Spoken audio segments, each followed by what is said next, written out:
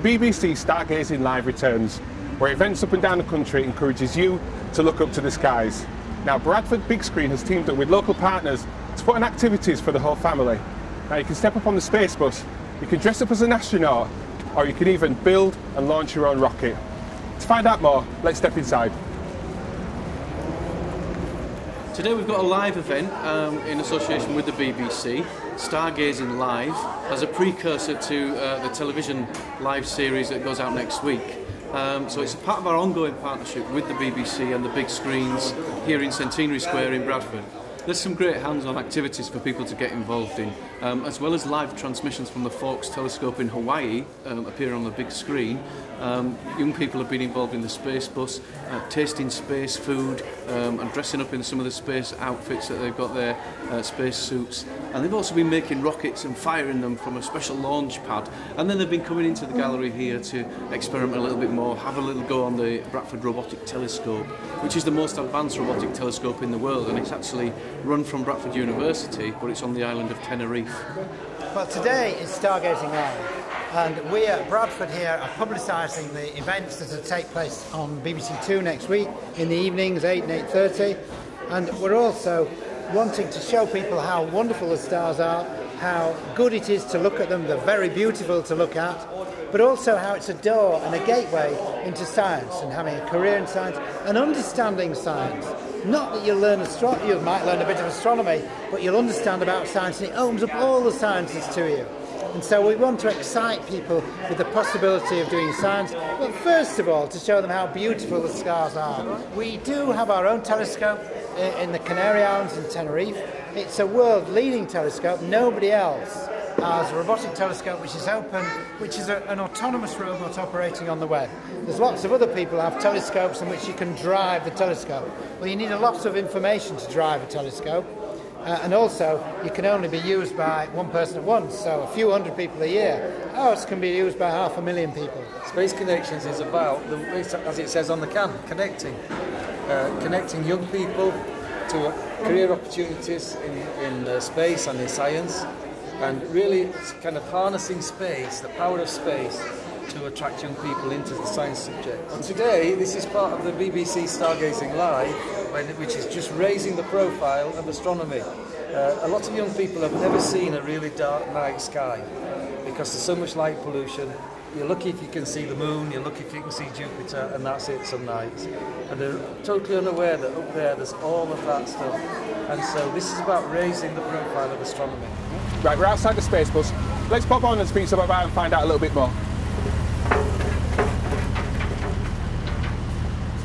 So, Babar, tell us a little bit about your organisation and what we do, what people can do here. Right, well, we're a non-profit organisation called Space Connections, and what we do is go through schools in Yorkshire trying to promote the STEM subjects, science, technology, engineering and maths, using space as the key to try and motivate and inspire the children of Yorkshire to take up these subjects. Now, I can see a little bit of food and I'm feeling a bit hungry. Tell us a little bit about the food here. We've got some samples of astronaut food, so real food that astronauts would take up into space, and we're trying to sort of sample, give people a taste of what it's like to go up into space and be an astronaut, and you feel free to try. Can I have a taste? Tell us what it is. And, we've got some apple wedges, we've got some bananas and a little bit of ice cream. I'll have a bit of the apple wedges. Let's try that. Let's have a go. Well, the idea is you take a piece, pop it into your mouth, let your saliva rehydrate it, and it should sort of taste quite nice and normal. It's pretty good, that, actually. Yeah, it's not bad. Well, a lot of the food is, most of the food that astronauts take up is like this. It's dehydrated, freeze-dried. The reason being it sort of reduces the weight that they have to carry, protects the food from getting any bacteria, germs in. I'm Dave, I work for Space Connections, which is based in Bradford, on Thornton Road, about 2 minutes walk. Today we're having a space day with the Stargazing Live with the BBC. Yep. We're making air-compressed rockets. So, do you want to choose a colour for your rocket? I'll go for the blue. First of all, you need your tube, which is the body of your rocket. You want to put some sellotape all the way up this seam here. Okay. This is to make sure it's completely airtight. We're going to be launching these up in the air with compressed air to 30 psi, which is your average car tyre. Hopefully about 20-25 metres. We'll try not to hit people as it comes up and down. Can you flatten that down for me at the end like this? Okay. Then what we're going to do is make a top like this. It's going to force the rocket to carry on because that compressed air wants to keep moving. So it'll force it off the launcher. So if you can sellotape round here for me, Sure. make sure it's completely airtight. There's one thing that our rocket hasn't got, which it needs. Birds and planes have wings. Fish and rockets have fins. Ah, Fins. fins. What colour- Well, you learn something new every day.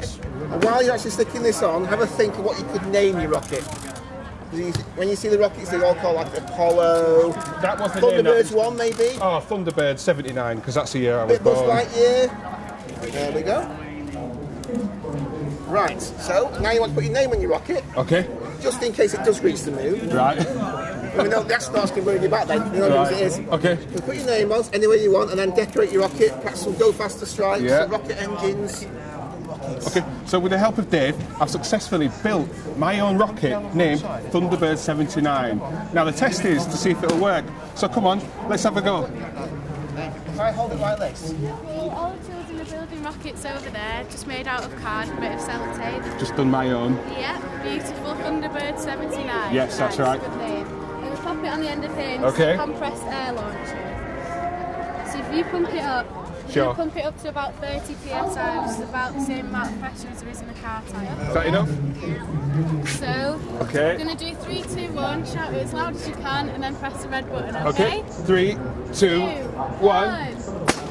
Woo!